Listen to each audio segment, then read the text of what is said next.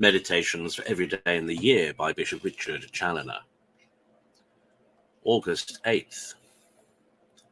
On the happy society of the heavenly Jerusalem. Consider first the multitude, beauty, and glory of the inhabitants of this blessed Jerusalem, those millions of bright heavenly spirits that always surround the throne of God, as we learn from the vision of the prophet Daniel, chapter 7.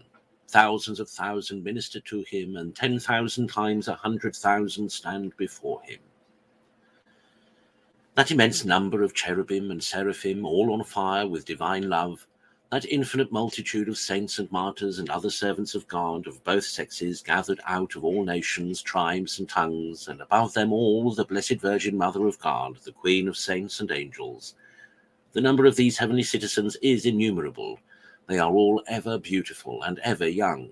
They are all most bright and most glorious. They wear the name of God on their foreheads, expressed by the unalterable serenity, joy, peace, and light that shines from their countenance. The very sight of any one of them, as we learn from the experience of some of the saints and servants of God, is enough to ravish the soul into an ecstasy and to fill it with inexpressible delight. And what shall it be to see them all and to enjoy their happy society for all eternity? Consider, secondly, that one of the most happy things that a good Christian could meet with or desire on this side of eternity would be to live quite separated from the company and conversation of the wicked, and of all the fools and the slaves of this world, and to converse only with the wise and with the holy, and to be joined with them in a perfect band of fraternal charity, friendship, and union. Oh, how good and pleasant it is, said the psalmist, for brethren to dwell together in unity. But oh, what company, what conversation, what friendship here upon earth, how pure soever, can bear any comparison with that of the blessed in heaven? For there we shall meet with millions of brethren and friends, almost loving, almost wise, almost holy. In a word, are all full of God.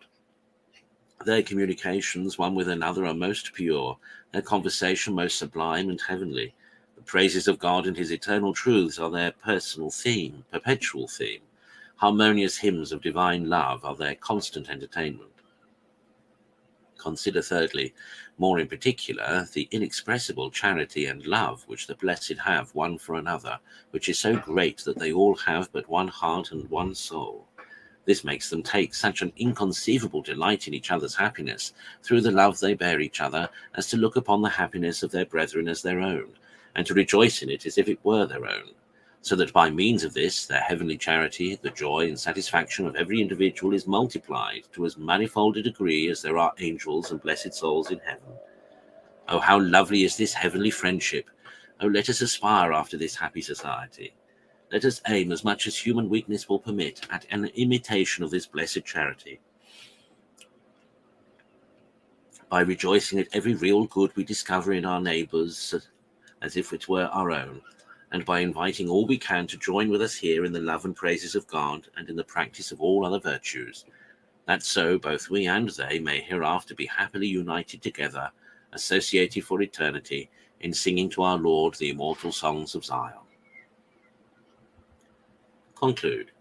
If thou desirest to be eternally happy in the society of the saints in the heavenly Zion, to flee now from the midst of the Babylon of a wicked world, and to associate thyself as much as thou canst with the true servants of God.